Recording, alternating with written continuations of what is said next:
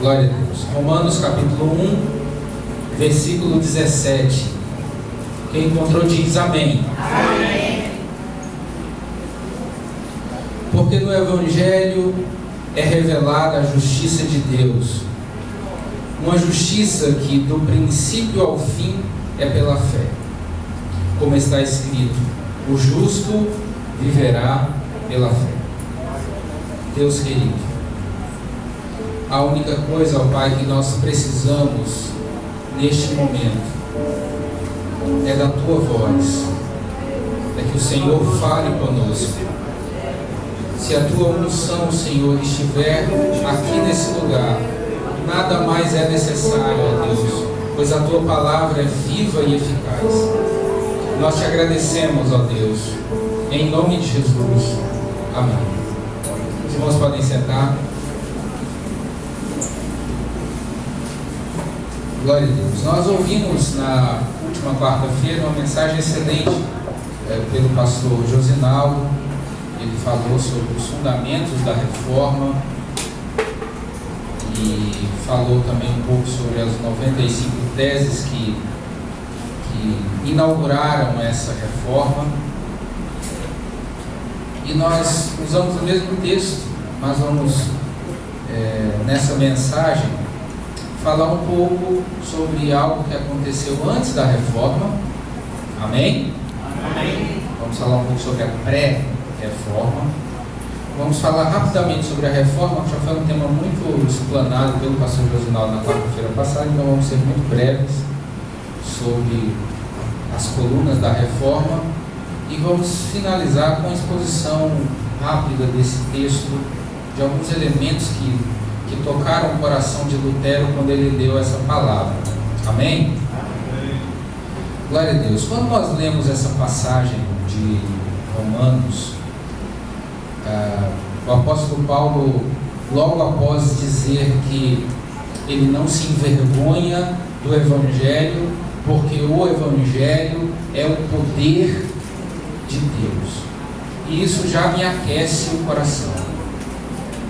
Porque independente de qualquer coisa que a gente fale, independente de qualquer palavra que a gente lance ao vento, independente de qualquer coisa que a gente diga, que a gente pronuncie, o Evangelho, ele é o poder de Deus.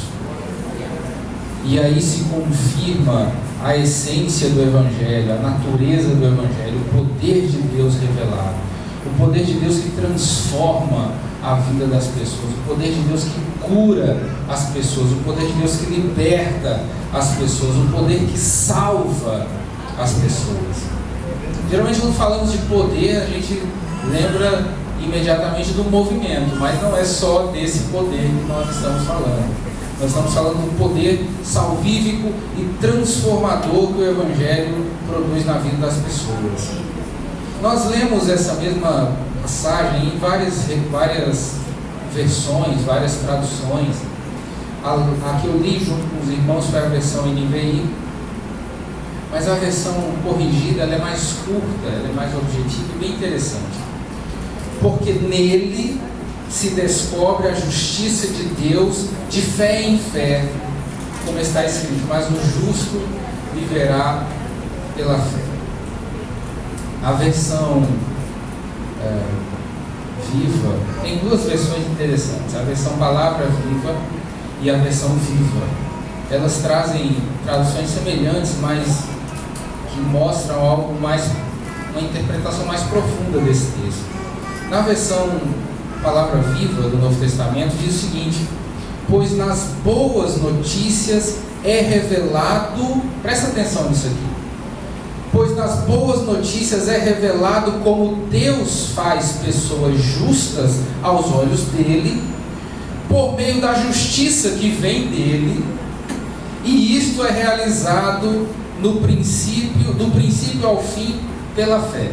Ou seja, quando o apóstolo diz que porque no Evangelho é revelado a justiça de Deus, o que ele está dizendo é o seguinte: que Deus nos torna justos aos olhos dele. Ele nos justifica para nos tornarmos justos aos olhos dele mesmo. É como se ele estivesse nos livrando das próprias mãos dele. É como se ele dissesse: eu tenho o poder de condenar a todos, eu posso lançar todos no inferno sem distinção nenhuma, porque eu sou soberano, eu posso fazer isso. Mas eu decido justificar aqueles que creem e torná-los justos diante de mim mesmo. E aí você pode pensar que isso é estranho, isso parece soar estranho, mas isso cumpre um dos princípios de Deus, que é a justiça. Deus, ele é justo, inegavelmente justo, e por isso foi necessário que Jesus Cristo morresse, para que uma dívida fosse paga, uma dívida de sangue. Mas nós vamos ver isso mais adiante. Glória a Deus. A palavra que Paulo está citando, na verdade, não é dele. Ele fez uma citação do profeta Abacuque. Então, se vocês abrirem a Bíblia de vocês, no livro do profeta Abacuque, no capítulo 2, no versículo 14, você vai encontrar essa referência, que o justo viverá pela fé. E ele repete essa mesma palavra quando ele escreve para os Gálatas. Então, Paulo era um leitor fervoroso da Bíblia, do Velho Testamento. E aí ele cita várias passagens do Velho Testamento. Citou aqui em Romanos a passagem de Abacuque, e ele cita mais uma vez na carta aos Gálatas.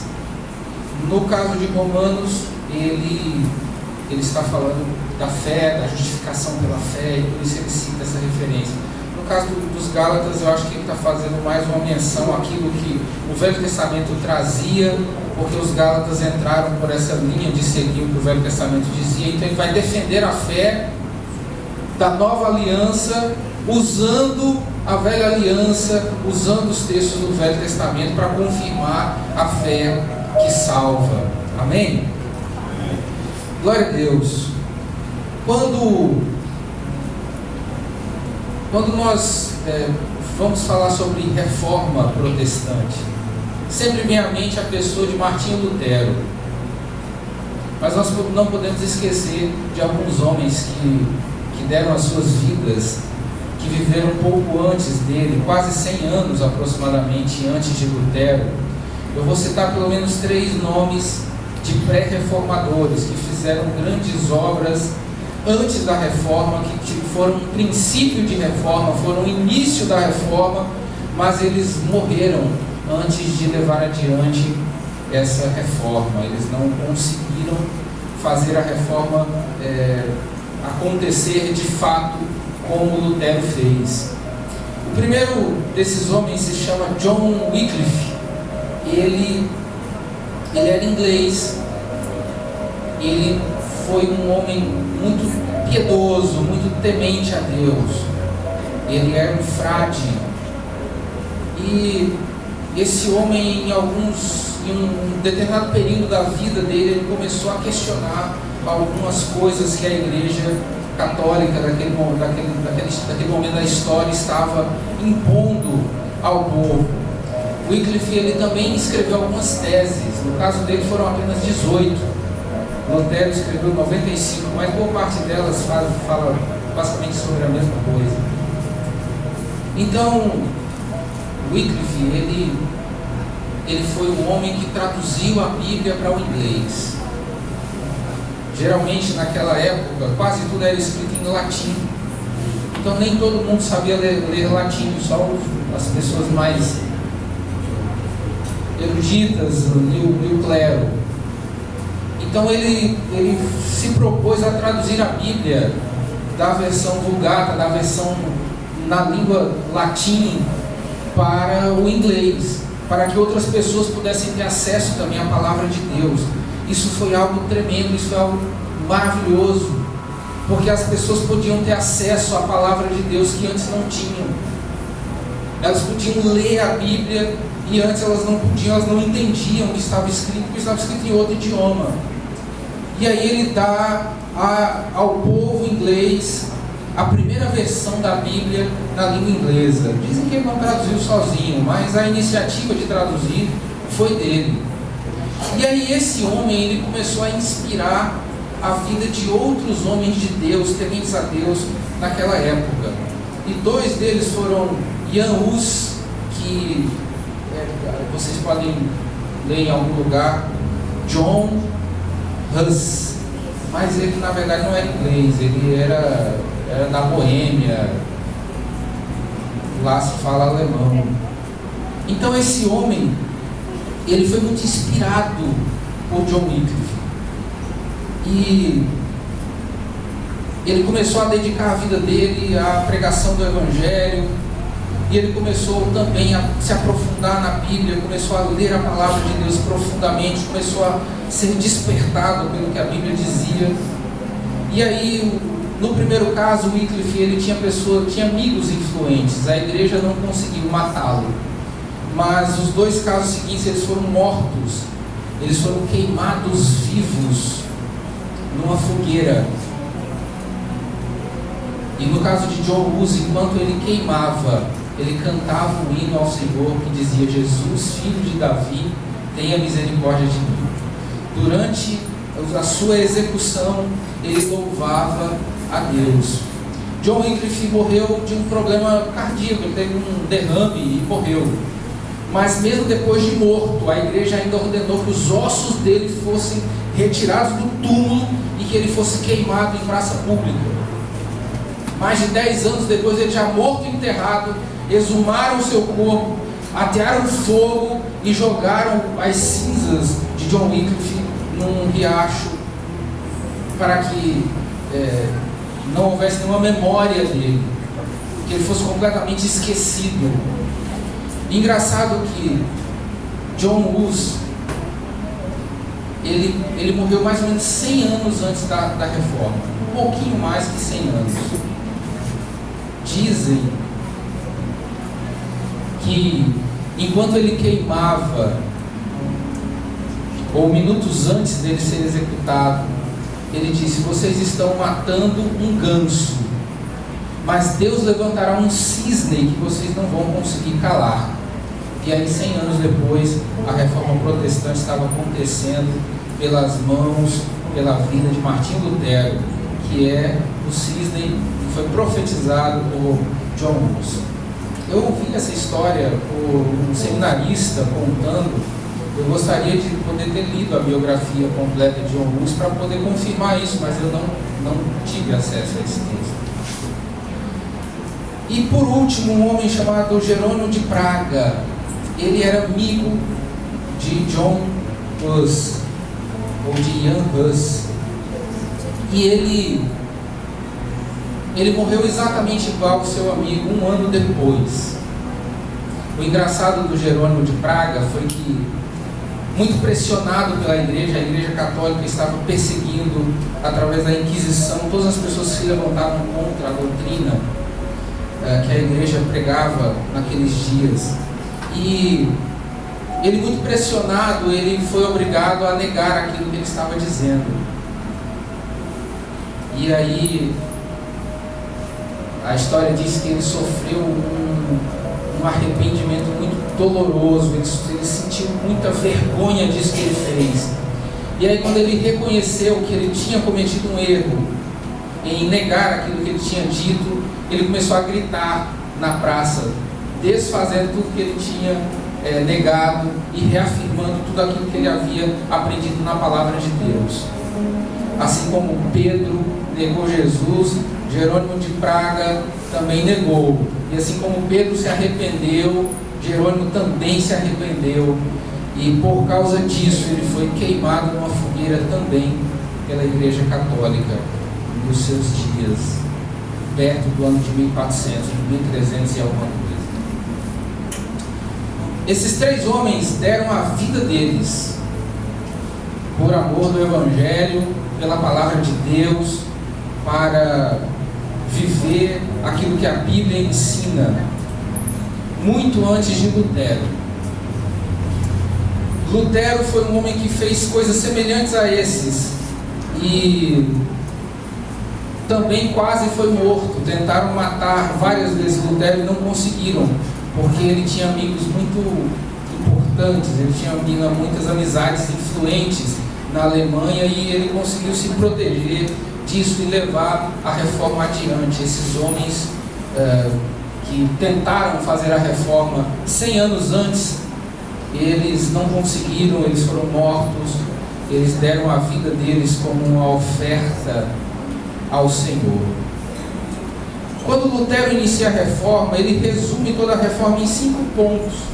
Mas desses 5 pontos eu considero só um realmente indispensável.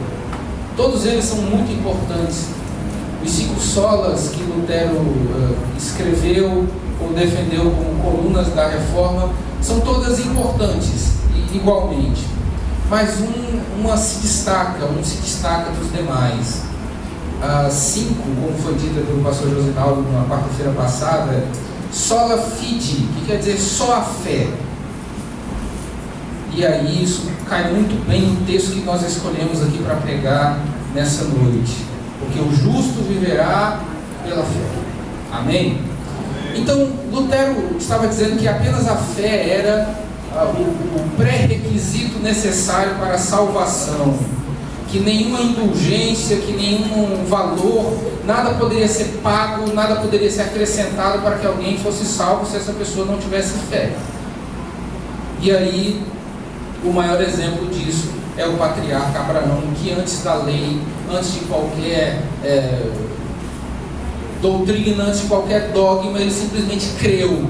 E Deus considerou que isso era uma coisa justa e o justificou. Então, só a fé. A proposta de Lutero, quando ele diz só a fé, era mais do que simplesmente ressaltar a fé como algo importante, necessário para a vida cristã.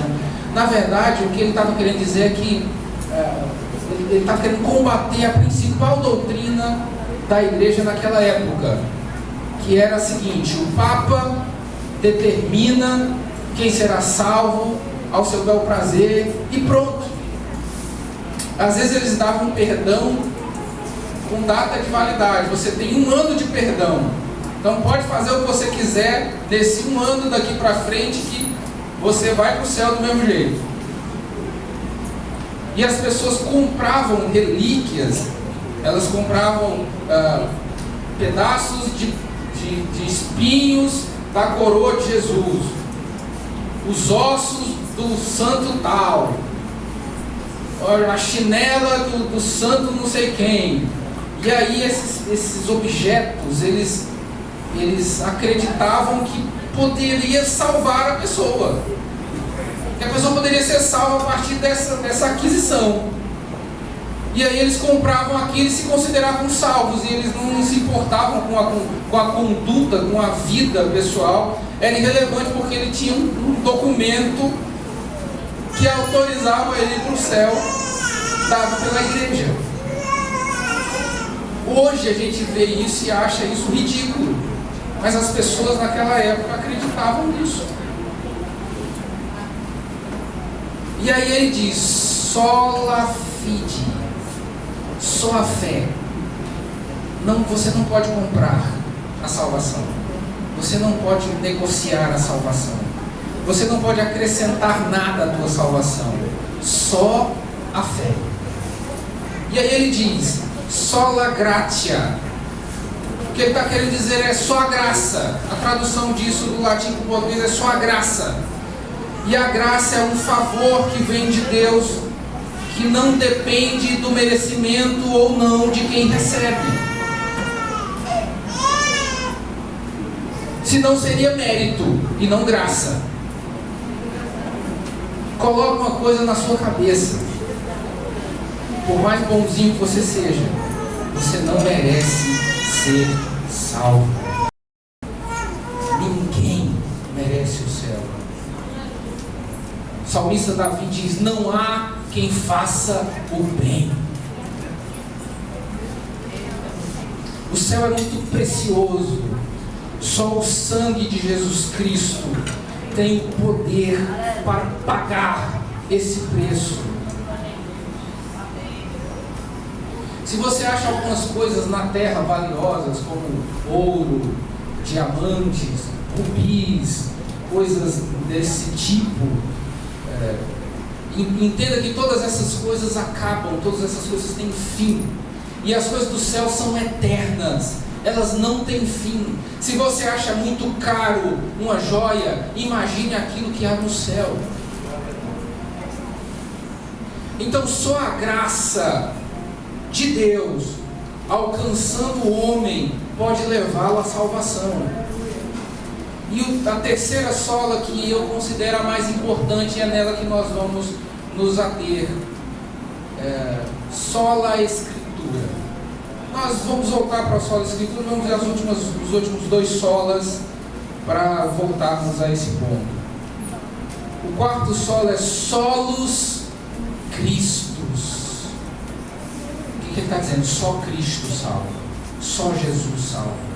Ele é o único mediador entre Deus e os homens. Só Ele é o Salvador. Não há nada que ninguém possa fazer para contribuir com a salvação de outro. Só Jesus salva. Se houvesse um único meio de um homem se salvar por si próprio, ele não teria morrido na cruz. Se alguém pudesse salvar a si mesmo, o sacrifício de Jesus Cristo perderia completamente o sentido. Só Cristo salva. Ele concentra em Jesus toda a salvação. E a Bíblia confirma isso em vários momentos, em várias passagens.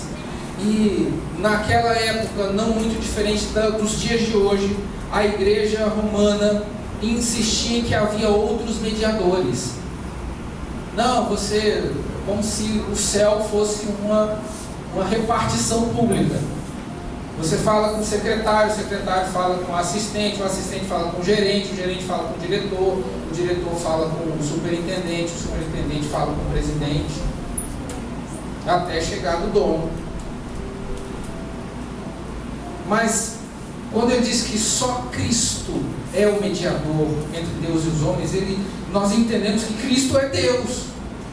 Então nós temos acesso a Deus através do próprio Deus feito carne. E por último, soli Deo glória. Só a Deus a glória. Há quem diga que Lutero usou o texto de Apocalipse para defender e embasar esta coluna da reforma. Quando o apóstolo João está tendo a revelação do Apocalipse, João recebe a visita de um anjo que vai lhe mostrar, que vai lhe revelar o que vai acontecer no futuro da igreja e da humanidade. E aí João, espantado com a visão gloriosa do que ele está enxergando diante dele, ele se prostra de joelhos e começa a adorar o anjo. A reação é até compreensível, ele deveria estar vendo algo muito espantoso. E aí no mesmo instante o anjo o repreende e diz: eu sou um conservo teu e dos profetas, adora a Deus. Então o texto de Lutero diz: soli Deo glória, só a Deus a glória. Mas vamos voltar para a terceira sola, o terceiro sola, que é sola escritura. Por que eu considero essa mais importante? Porque é da escritura que você adquire a fé. Porque a Bíblia diz que a fé vem pelo ouvir, e o ouvir a palavra de Deus. Então a fé do sola fide se consegue pelo sola escritura. E aí o texto, a outra sola gratia, você aprende na escritura que só a graça de Jesus Cristo é que nos salva. Você aprende na escritura que só Cristo salva, solos Cristos. Você aprende na Escritura que só Deus é digno de glória. Então tudo se concentra na Escritura. É por isso que a gente conhece os 5 solas da Reforma Protestante, mas todo mundo só fala no sola Escritura. É o que você mais percebe nos textos, nas mensagens, nos artigos, onde você encontra conteúdo sobre a Reforma, se dá uma atenção generosa para o sola Escritura, porque é na Escritura que todas as outras doutrinas da palavra, do Evangelho, da Reforma, todas elas acontecem e convergem para a Escritura. Tudo está na palavra, inclusive Cristo, que é o Verbo. Ele disse: eu sou o Verbo, eu sou a palavra. No princípio era o Verbo, no princípio era a palavra. Mas vamos ao texto, não temos muito tempo. A mensagem do apóstolo Paulo à igreja de Roma diz o seguinte: porque no Evangelho é revelada a justiça de Deus, uma justiça que do princípio ao fim é pela fé. E aí ele cita Abacuque: como está escrito, o justo viverá pela fé. E eu gostaria de pegar apenas essa palavra para continuar a mensagem: viverá. A Bíblia, em especial o Novo Testamento, quando foi escrito em grego. E na língua grega existem diferentes palavras que são traduzidas às vezes da mesma forma para o português. Nesse versículo especificamente, no final desse versículo, ele usa a palavra viverá. E aí, o grego tem 2 palavras, basicamente, que falam de vida. A primeira é bio. Todo mundo que estuda biologia, logo nas primeiras aulas, entende ou descobre o significado da palavra biologia, a definição. Biologia é o estudo da vida, onde bio é vida e logia é estudo. Amém? Estou certo aí, adolescentes? Amém. Então isso vem do grego, biologia.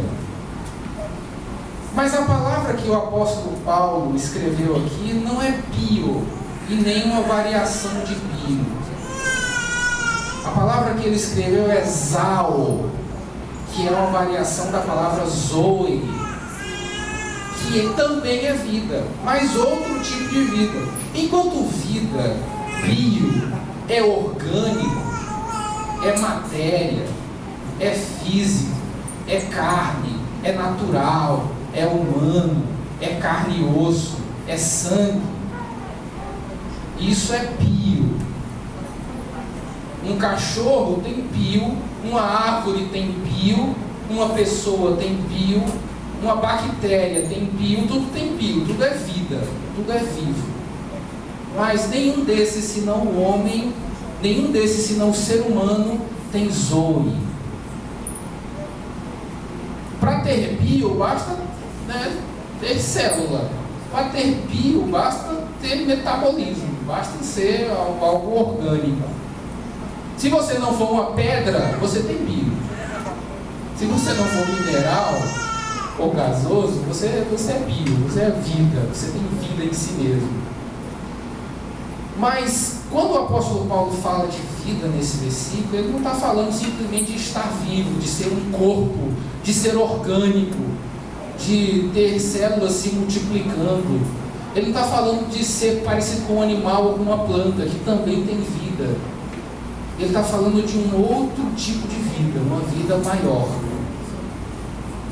uma vida que transcende a vida humana, uma vida que transcende a vida natural. Ele está falando de uma vida eterna, ele está falando de alma, ele está falando de não apenas respirar, mas ele está falando de uma vida real, vida de verdade. a gente às vezes usa a expressão, às vezes a pessoa sofre algum tipo de acidente e ela acaba em um estado vegetativo no hospital. E aí é comum uma frase, se não passar pela nossa boca, mas pelo menos pela nossa mente, né? Isso não é vida. Às vezes passamos por momentos difíceis na vida, passamos por dificuldades, adversidades, e aí cometemos a infelicidade de dizer: isso que eu vivo não é vida.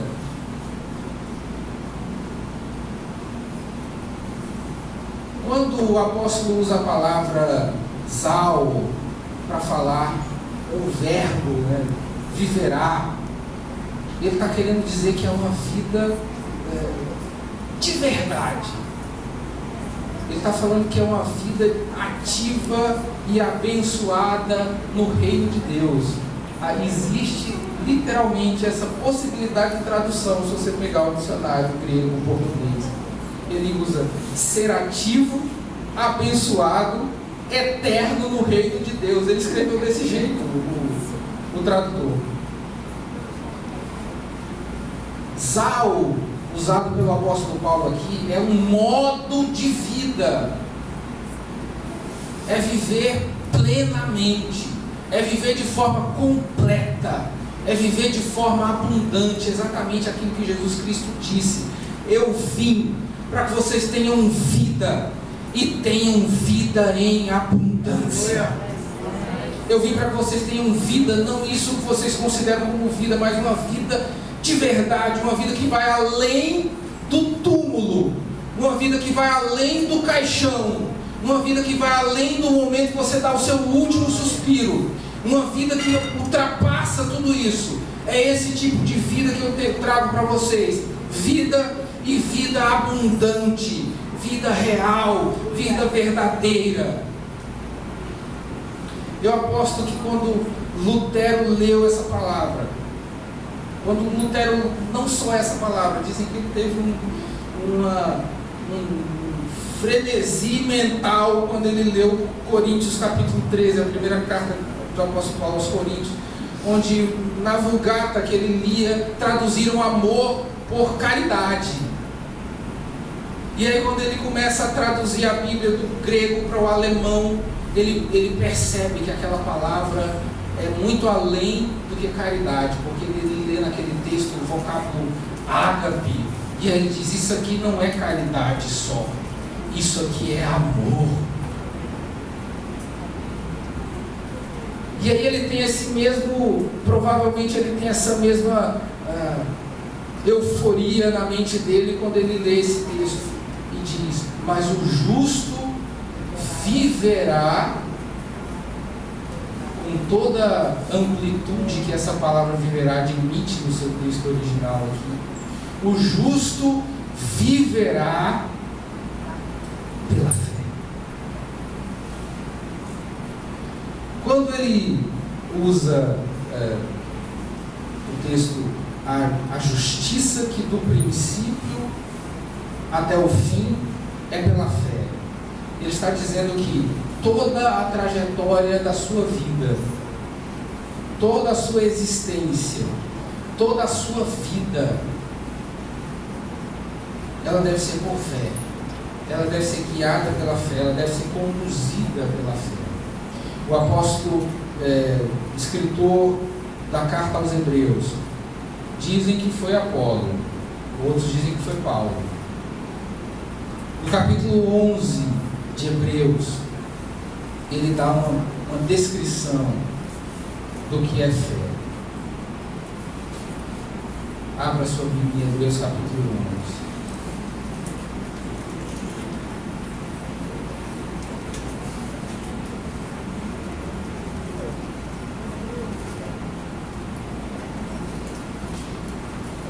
Ora, a fé é o firme fundamento das coisas que se esperam e a prova das coisas que se não veem. Fundamento é aquilo sobre o qual é construído alguma coisa. Então ele está dizendo que a fé é um fundamento, a fé é um alicerce, a fé é uma base. A fé é o firme fundamento das coisas que se esperam. Aquilo que nós aguardamos estão fundamentados, estão alicerçados sobre a fé. E ela é a prova das coisas que se não veem. Ou seja, geralmente uma prova, as pessoas do direito podem até me ajudar nisso. A prova geralmente é algo material ou não, que serve como um elemento que condena ou absolve uma pessoa que está sob julgamento. Então tem as provas de acusação, as provas de defesa, e essas provas são usadas para o réu, a pessoa que está no banco dos réus, a pessoa que cometeu ou está sendo acusado de ter cometido algum crime. Eu vou simplificar aqui para o criminoso, que somos todos nós. Então nós criminosos que somos, temos na fé a prova da nossa inocência, a prova da nossa libertação, a prova do nosso inocentamento no tribunal de Deus. É a fé que prova as coisas que nós ainda não vemos, as coisas que estão no céu, aquilo que o apóstolo Paulo diz que o olho nunca viu e jamais subiu ao coração do homem. É isso que nos espera na glória, é isso que nos espera no céu. A fé é a prova das coisas que se não veem. Aquilo que eu não estou vendo, aquilo que não é possível enxergar, aquilo que está além do meu alcance, isso se concretiza através da fé. Que o Senhor nos conceda graça, fé, Escritura, Cristo e Deus na nossa vida, que são as 5 colunas da reforma.